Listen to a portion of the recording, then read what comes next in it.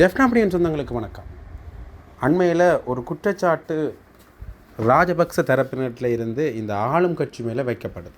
என்ன குற்றச்சாட்டுன்னு பார்த்தீங்கன்னா, கடந்த காலங்களாலேயே இந்த பல குற்றச்செயல்கள் தொடர்பான விசாரணைகள் ராஜபக்சர்கள் குழுவினர் மேலே முன்வைக்கப்படுகிறது. அந்த வகையில் ராஜபக்சர்களுக்கு இந்த அரசாங்கம் வலை வீசுகின்றது என்கின்ற குற்றச்சாட்டு கடந்த காலங்களிலேயே இப்போ அண்மை காலங்களில் கூட இந்த மஹிந்த ராஜபக்ச தரப்பில் இருந்து வந்த வண்ணமே இருக்கின்றது. அந்த வகையில் இதை உறுதிப்படுத்துகிற வகையில் நாடாளுமன்ற உறுப்பினர் நாமல் ராஜபக்சவும் அண்மையில் தனது குடும்பம் மீதே அன்று அரசாங்கம் கவனம் செலுத்தி வருகின்றது, தானும் கைது செய்யப்படுவதற்கான வாய்ப்புகள் இருக்கின்றது என்கின்ற ஒரு விடயத்தை குறிப்பிட்டிருந்தார். பொது நிகழ்வு ஒன்றில் பேசுகின்ற பொழுது அவர் இந்த விடயத்தை குறிப்பிட்டிருந்தார். அந்த வகையில் அவரும் அண்மையில் இந்த ஏர்லைன்ஸ் விமானங்களை இறக்குமதி செஞ்ச தொடர்பான ஒரு விடயத்தில் வாக்குமூலம் பெறுவதற்காக அழைக்கப்பட்டிருந்தார். ஆக இந்த நிலையில் ராஜபக்ச குடும்ப உறுப்பினர்கள் ஊழல் குற்றச்சாட்டுகளில் கைது செய்யப்படலாம் என்கின்ற தகவல்களும் அண்மையில் வெளியாக இருக்கிறது. இது ராஜபக்சர்கள்டேருந்து ஒரு விமர்சனமாக முன்வைக்கப்படுற அதே நேரத்தில் பல அரசியல் ஆய்வாளர்கள் இதை ஊகிச்சும் இருக்கின்றார்கள். ஆகவே இந்த நிலையில் மஹிந்த ராஜபக்ச தரப்பினர் இப்போ மாந்திரிகத்தை நம்பி இருக்கின்றார்கள் என்கின்ற ஒரு தகவலும் வெளிவந்திருக்கின்றது. அண்மை காலமாகவே இந்த பல விடயங்களில் மஹிந்த ராஜபக்ச அவர்கள் மாந்திரிகத்தை நம்பியிருக்கின்றார்கள் என்ற விடயப்பிறப்பு தெரிய வந்தது. குறிப்பாக இந்த தேர்தல் காலங்களில் கூட தேர்தலுக்கு முதல் நாள் சமய அனுஷ்டான நிகழ்வுகளை செய்கிறது அல்லது ஒரு பதவியேற்பு விழாண்டு அதுக்கு முதலே சமய அனுஷ்டான விழாக்களை செய்கிறது ராஜபக்ச குடும்பத்தில் இருக்கிற ஒரு வழக்கமான விடயமாகவே இருக்கின்றது. அந்த வகையில் ராஜபக்ச குடும்பத்தினர் இந்த நேற்று முன்தினம் நாமல் ராஜபக்ச குற்ற விசாரணை பிரிவுக்கு அழைக்கப்பட்டு நீண்ட நேரம் விசாரிக்கப்பட்டிருந்தார். இதனை அடுத்து தங்காலையில் உள்ள மஹிந்த ராஜபக்ச என்ற வீட்டில் சிறப்பு பிரார்த்தனை நிகழ்வுகள் முன்னெடுக்கப்பட்டிருந்தது. இந்த நிகழ்வுகள் முக்கியஸ்தர்கள் பலர் கலந்து கொண்டிருந்தனர். மஹிந்த என்ற சொத்துக்கள் சிலவற்றின பினாமியாக செயற்படுற டெய்சி ஆட்சி அல்லது டெய்சி பொரஸ்ட் குடும்பத்துடன் கலந்து கொண்டிருந்தார். நாடாளுமன்ற உறுப்பினர் நாமல் ராஜபக்ச, டிவி சானக மற்றும் நெருங்கிய குழுவினர்களும் இதில் பங்கொண்டிருந்தார்கள். இதை ஒரு பக்கம் இந்த சமய நூட்டானங்கள் என்ற விடயம் ஒரு பக்கம் இருந்தாலும் கூட இந்த மஹிந்த ராஜபக்ச குழுக்கள் மீது குற்றம் சாற்ற ஒரு விடயப்பிறப்பு அண்மை காலமாகவே இருந்த வண்ணமே இருக்கிறது. இவர்கள் ஆட்சிக்கு வருவதற்கு முன்னரே இந்த மஹிந்த ராஜபக்சர்கள் தொடர்பாக சில குற்றவியல் நடவடிக்கைகள் எடுக்கப்படும் என்றே சொல்லியிருந்தார்கள். அதற்கு பிறகு அவர்கள் அது ஒரு தளர்வு போக்காக முன்வைத்த காரணத்தினால் மக்கள் அந்த கூற்றின் மேல் இருந்த நம்பிக்கை குறைந்து இவர்கள் அப்படி செய்வதற்கு வாய்ப்புகள் குறைந்து கொண்டு வருகின்றது என்று விமர்சனங்களை முன்வைத்திருந்தனர். ஆகவே இந்த விமர்சனங்கள் அதிகரித்த காரணத்தினால தான் இப்போ அவர்கள் மஹிந்த ராஜபக்சர்கள் மேலே தங்களுடைய கவனத்தை செலுத்தி இருக்கின்றார்களா, மஹிந்த ராஜபக்ச குழுவினர் மேலே தங்களுடைய கவனத்தை செலுத்தி இருக்கின்றார்களா என்கின்ற கேள்வியும் எழுந்திருக்கின்றது. மஹிந்த ராஜபக்சவோட ஏற்கனவே ஒரு மகன் கைது செய்யப்பட்டிருந்தார், விசாரணை செய்யப்பட்டிருந்தார். அதே மாதிரி இப்போ நாமல் ராஜபக்ச அவர்களும் விசாரணைக்காக அழைக்கப்பட்டிருக்கின்றார். ஆகவே இந்த விமர்சனங்களை சமாளிப்பதற்காகத்தான் இந்த அரசு இப்படி செய்கின்றதா, அல்லது எதிர்வரும் காலங்களில் மஹிந்த ராஜபக்ச தரப்பினர் அல்லது ராஜபக்ச குழு உறுப்பினர்கள் கைது செய்யப்படுவதற்கான வாய்ப்புகள் இருக்கின்றதா என்பதையும் நாங்கள் தொடர்ந்து வருகின்றவர்களுடைய நடவடிக்கைகளை வைத்துத்தான் கூற முடியும். அந்த வகையில் இன்றைய தினம் துரைராசா ரவிகரன் அவர்கள், பாராளுமன்ற உறுப்பினர் துரைராசா ரவிகரன் அவர்கள் தமிழர்கள் தொடர்பான ஒரு விடயத்தை பாராளுமன்றத்தில் குறிப்பிட்டிருக்கின்றார். அவர் இந்த விடயத்தை குறிப்பிடுறதுக்கு முதல் சில விடயங்கள் தொடர்பாக இந்த தேசிய மக்கள் சக்தி அரசாங்கத்தை பாராட்டுக்களும் தெரிவிச்சிருக்கிறார். அதாவது இந்த பயங்கரவாத நீக்கப்படும் என்ற விடயத்தை கூறினதாக இருக்கட்டும், அல்லது இதுவரைக்கும் அவர்கள் இந்த இனவாத கருத்துக்களை முன்வைக்காமல் இருக்கிறது அல்லது இனவாத கருத்துக்களுக்கு எதிராக இருப்பது தொடர்பாக தன்னுடைய பாராட்டுக்களையும் நன்றிகளையும் தெரிவித்த அவர் இன்னொரு விடயம் தொடர்பாக கடுமையாக அவர் சாடியிருக்கின்றார். நீதி மற்றும் தேசிய ஒருமைப்பாட்டு அமைச்சில் நான் இன்று உரையாற்றுகின்றேன். தேசிய மக்கள் சக்தி அரசு இதுவரை இனவாதம் பேசவில்லை, வரவேற்கின்றோம். தமிழர்கள் இந்த நாட்டில் ஒரு பலமான சக்தி, இதை அனைவரும் ஏற்றுக்கொள்ள வேண்டும் முழு மனதோடு. நீதி கேட்கின்றோம். பயங்கரவாத தடை சட்டம் நீக்கப்படுதல் வேண்டும். ஜனாதிபதியும் நேற்றைய உரையில் குறிப்பிட்டிருந்தார், நீதி அமைச்சர் அவர்களும் தெரிவித்திருந்தார். நடந்தால் வரவேற்கின்றோம். காணாமல் ஆக்கப்பட்டோரின் உறவுகளுக்கு நீதி கிடைக்க வேண்டும். நான் சொல்வதெல்லாம் உண்மையை தவிர வேறொன்றும் இல்லை. யுத்தம் மௌனிக்கப்பட்ட போது தமது உறவுகளை, கணவரை மனைவியும் மகன் மகளை பெற்றோரும் வட்டுவாகலில் சப்தகன்னிமார் ஆலய முன்றலில் ஒப்படைத்தார்கள் இராணுவத்திடம். தடுப்பு முகாம்கள், கடல் என பல இடங்களிலும் சரணடைந்தார்கள். பட்டுவாகலில் ஒப்படைக்கப்பட்டவர்களை கொக்கு தொடுவாய் நோக்கியும் கேப்பாப்பிலவு நோக்கியும் பட்டுவாகல் கடற்கரை நோக்கிய பாதையிலும் பஸ்களில் கொண்டு செல்லப்பட்டார்கள். இலங்கை படையினரிடம்தான் ஒப்படைத்தோம், இன்னும் காணவில்லையே, அவர்கள் எங்கே என்று புலம்புகின்றார்கள், தேடுகின்றார்கள் காணாமலாக்கப்பட்டவரின் உறவுகள். கௌரவ நீதியமைச்சர் அவர்களே, நியாயப்படி நடந்து கொள்ளுங்கள். பட்டுவாகல் கடற்கரை பாதை நோக்கி பஸ்ஸில் ஏற்றி கொண்டு சென்றவர்களை விட்டுவிட்டு பஸ் மட்டும் திரும்பி வந்ததாகவும் மக்கள் சொல்லுகின்றார்கள். பட்டுவாகல் தனி தமிழ் சைவ கிராமம். இப்போது பௌத்தர்கள் இல்லாத இடத்தில் ஒரு பெரிய விகாரை. இப்பகுதியில் கொண்டு செல்லப்பட்ட சரணடைந்தவர்களை கொன்று புதைத்துவிட்டு பெரிய விகாரியை அதற்கு மேல் அமைத்து விட்டதாக மக்கள் சொல்லுகின்றார்கள். உங்களின் மடியில் கனமில்லை என்றால் இதனை நிரூபியுங்கள். விகாரியை அகற்றி ஆழமாக தோண்டுங்கள், அல்லது புதிய தொழில்நுட்ப முறையில் ஆழத்தில் இருப்பவற்றை அறியக்கூடியதான நவீன கருவிகளை பயன்படுத்தி உண்மையை வெளிப்படுத்துங்கள். கொக்கு தொடுவாய் மனித புதைகுழிக்கும் நீதியை தாருங்கள். கௌரவ நீதியமைச்சர் அவர்களே, தயவு செய்து இந்த விடயத்தில் கவனமிடுங்கள். சிலவேளை நீங்கள் நீதியை தர நீதிபதி சரவணராஜா போல் தான் உங்களுக்கும் நீதி கிடைக்குமோ தெரியாது. ஆனால் அரசை நம்புவோம். நீங்கள் இந்த விடயத்தில் நீதியை பெற்றுத்தர வேண்டும் என்று நாங்கள் எதிர்பார்க்கின்றோம். அத்தோடு சேர்த்து சிறையில் அரசியல் கைதிகள் என்ற போர்வையில் உள்ளவர்களுக்கு விடுதலை தாருங்கள் என்றுதான் கேட்கின்றோம். காணிகள் முல்லைத்தீவில் 2009 ஆண்டுக்கு முன்பு வன இலாகாவிடம் 2,22,600 ஏக்கர் தான் அடர்ந்த காடுகள் உட்பட இருந்தது. 2009 ஆண்டுக்கு பிறகு இப்போது 4,32,121 ஏக்கர் காணிகள் வன இலாகாவிடம் உள்ளது.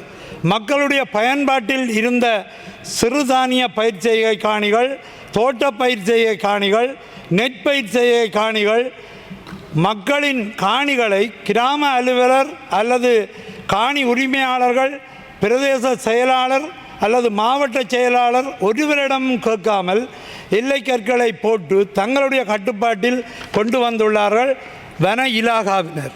அப்போ இந்த விடயத்தில் நீங்கள் கவனம் செலுத்த வேண்டும் என்று கேட்டுக்கொள்ளுகின்றோம்.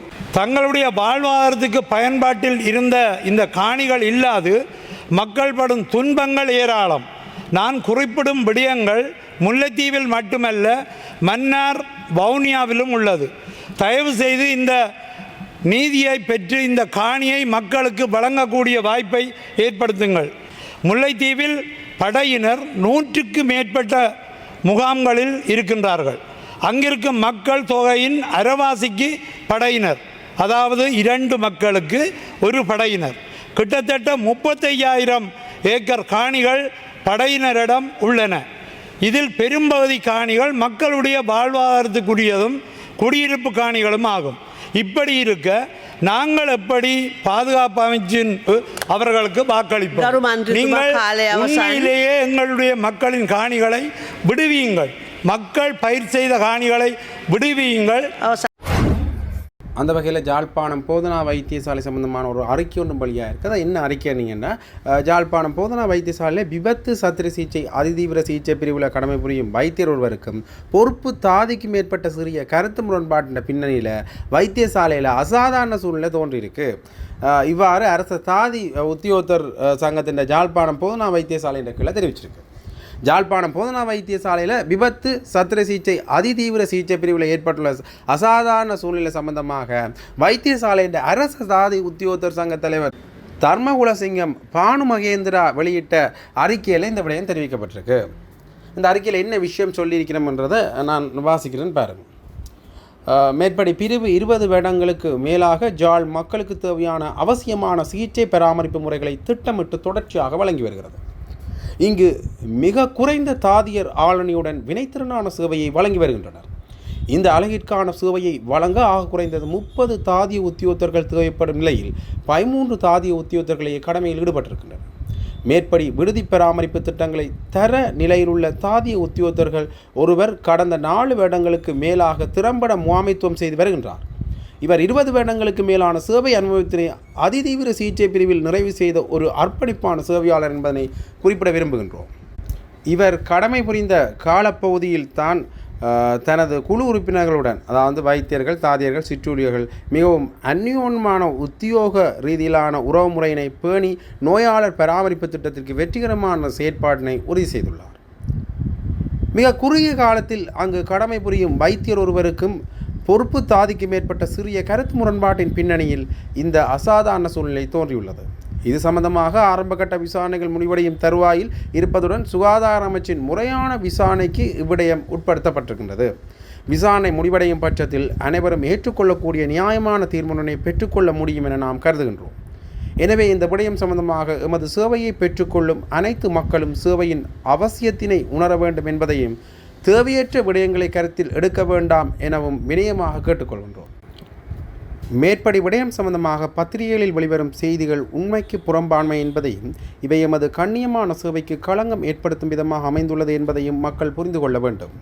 இந்த முரண்பாடுகள் திட்டமிட்ட ரீதியில் குறிப்பிட்ட சில நபர்களால் மேற்கொள்ளப்படும் சதி நடவடிக்கைகள் என்பதனை மக்கள் புரிந்து கொண்டு விழிப்புணர்வுடன் செயற்பட வேண்டிய காலப்பகுதியில் இருக்கின்றோம் என்பதனை தெளிவுபடுத்த விரும்புகின்றோம். எமது வைத்தியசாலையில் அர்ப்பணிப்பாக சேவை புரியும் வைத்திய நிபுணர்கள், வைத்தியர்கள் கடமையாற்றுகின்றனர். அவர்கள் எம்முடன் குழுவாக இணைந்து மக்களுக்கான சேவையினை தங்கு தடையின்றி இதுவரை வழங்கி வந்துள்ளார்கள். இவ்வாறான சேவை இவர்களுடன் இணைந்து தொடர்ந்து வழங்கப்படும் என்பதனை உறுதிபட தெரிவித்துக் கொள்கின்றோம் என்று அந்த அறிக்கையில் குறிப்பிடப்பட்டிருக்கின்றது.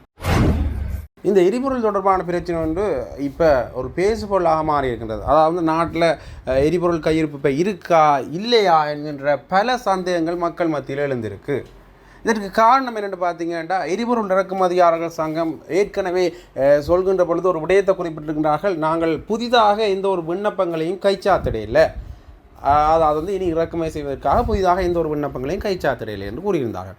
ஆகவே அப்போ புதிதாக விண்ணப்பங்கள் கைச்சாத்திராத பட்சத்தில் இனி இந்த எரிபொருள் இறக்குமதி இருக்காது என்கின்ற இனி கைச்சாத்திரும் பிறகு, அதாவது புதிய ஒப்பந்தங்கள் செய்யும் பிறகும் இனிமேல் இந்த இறக்குமதிகள் இருக்காது என்கின்ற காரணத்தினால மக்கள் வரிசை இப்போ எரிபொருள் நிரப்பு நிலையங்களில் அதிகரித்த வண்ணமே இருக்குது.